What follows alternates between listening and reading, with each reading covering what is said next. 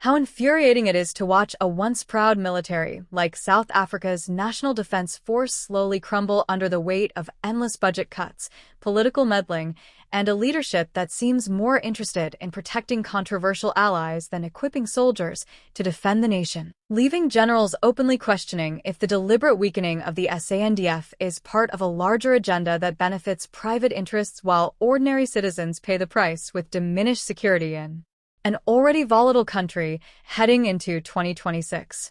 Right now, as we speak on this tense day of December 30th, 2025, the SANDF is facing one of its darkest periods, with senior officers like Vice Admiral Monde Lobese, the Chief of the Navy, publicly warning that cabinet-approved reductions in force strength and chronic underfunding are not just mistakes, but could be influenced by unpatriotic elements or even criminal networks that profit from a weakened state security apparatus, making many wonder if the military's decline is accidental or engineered.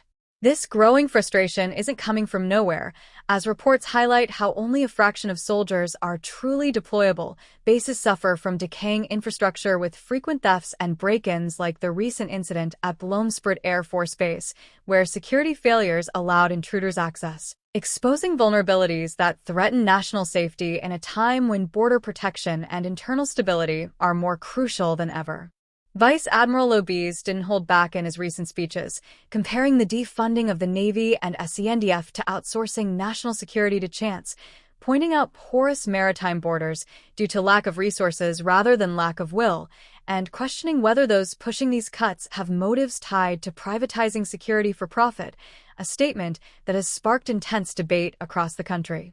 Meanwhile, the controversial visit by SANDF Chief General Ramaphosa to Iran earlier this year, where he expressed shared goals and deeper ties, drew sharp criticism for stepping into foreign policy territory, with coalition partners accusing him of overreach, while President Ramaphosa distanced himself, highlighting the delicate balance between military independence and civilian oversight. These incidents come against a backdrop of broader concerns, including allegations of corruption in various sectors, with inquiries probing links between high officials and questionable contracts, though the focus remains on how such issues distract from urgently needed reforms to restore the military's effectiveness and morale.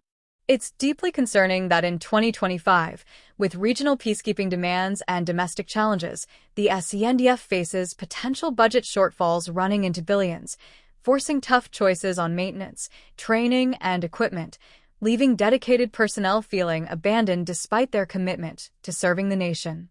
Political analysts like Professor Andre Duvenhage have warned that persistent failures in governance could strain civil-military relations, emphasizing the need for transparent dialogue to prevent any escalation of tensions that could undermine democratic stability. The question on everyone's mind is whether generals have a duty to speak out when they perceive systemic issues harming readiness, or if such public expressions risk politicizing an institution that must remain professional and subordinate to elected leadership, no matter the frustrations.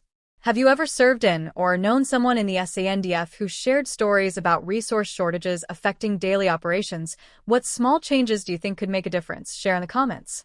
Lobese's comparison of current cuts to historical task team closures in law enforcement underscores his belief that weakening defense capabilities serves no one except those who benefit from instability, urging greater political will to reverse the trend.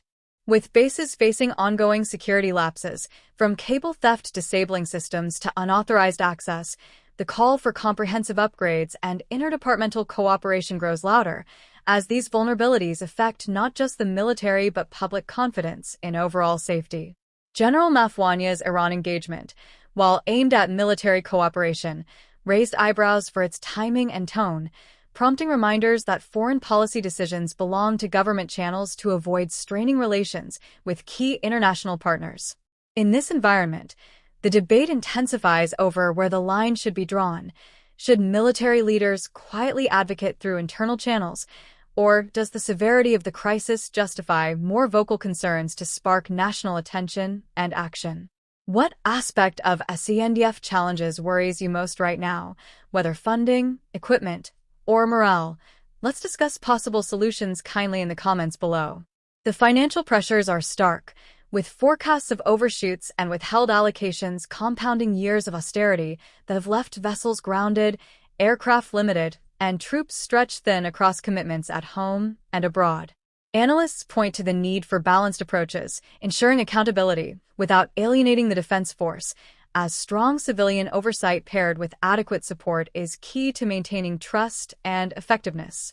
Stories from within the ranks speak of resilience amid adversity, with personnel continuing to perform duties professionally despite constraints, a testament to their dedication that deserves reciprocal commitment from leadership.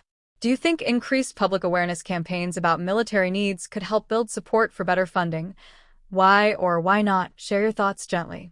As coalition dynamics evolve, voices across the spectrum call for unity in addressing defense shortfalls, recognizing that a capable SANDF benefits all South Africans regardless of political differences. The ammunition security issues at facilities like Bloemsprout serve as wake-up calls, pushing for swift implementation of recovery plans with clear timelines and responsibilities to prevent future risks.